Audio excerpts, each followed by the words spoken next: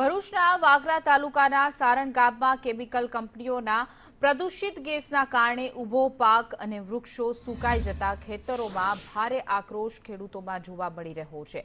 તો ગામના ખેડૂતોએ જીઆઈડીસીની હેમાની કોપર, જીએસપી અને નીલકંઠ એન્વારો જેવી કંપનીઓ સામે ગંભીર આક્ષેપો સાથે જિલ્લા કલેક્ટરને લેખિત રજૂઆત કરી કડક કાર્યવાહી અને નુકસાનીના વળતરની માંગ કરી છે। ખેડૂતોનો દાવો છે કે કપાસ અને તુવેર જેવા પાકને મોટું નુકસાન થતા તેમનું અસ્તિત્વ જોખમમાં મુકાયું છે। અગાઉ જીપીસીબીની ટીમે પણ સ્થળ તપાસ કરી હોવા છતાં કોઈ અહેવાલ જાહેર ન કરાતા તંત્રની કામગીરી સામે પણ અનેક સવાલો ઊભા થઈ રહ્યા છે। અમારા ખેતીના પાકોને નુકસાન થયા છે એટલા માટે અમે કલેક્ટર સાહેબની ઓફિસે આવ્યા છે। અમે મામલતદાર સાહેબશ્રીને બી રજૂઆત કરેલી હતી અને એમને જેપીસીપી વાળાને મોકલ્યા હતા, પણ એમને કંઈ રિસ્પોન્સ હજુ આવ્યો નથી જીપીસીપી, એટલે અમે મામલતદાર સાહેબ આવ્યા છે। અમારા ખેતીના પાકોને કપાસ, તુવેર, મગ, મઠિયા બધું સુકાઈ ગયું છે।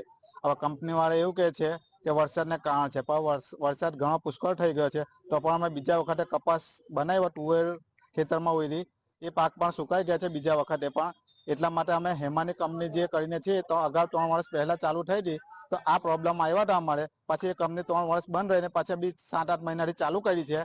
એટલે એ કંપની પાછી જર્ની ચાલુ છે ત્યારના અમારા ગામના લીમડા, ઝાડ, કપાસ, તુવેર, મગ, મઠિયા બધું સુકાઈ ગયું છે। હજારો એકરનું નુકસાન છે અમારે ત્યાં, અમારા ગામની અંદર। એટલે અમે મામલતદાર સાહેબને બી આવેદનપત્ર આપ્યું અને અહીં કલેક્ટર સાહેબને આવેદનપત્ર દેવા માટે આવ્યા છે। એટલે અમારી માંગણી એવી છે કે એ પ્રોડક્ટ જે બનાવે છે, ઘાસ ચારાની જે સુકાવાની દવા બનાવે છે, એનાથી નુકસાન થાય છે। બનાસકાંઠા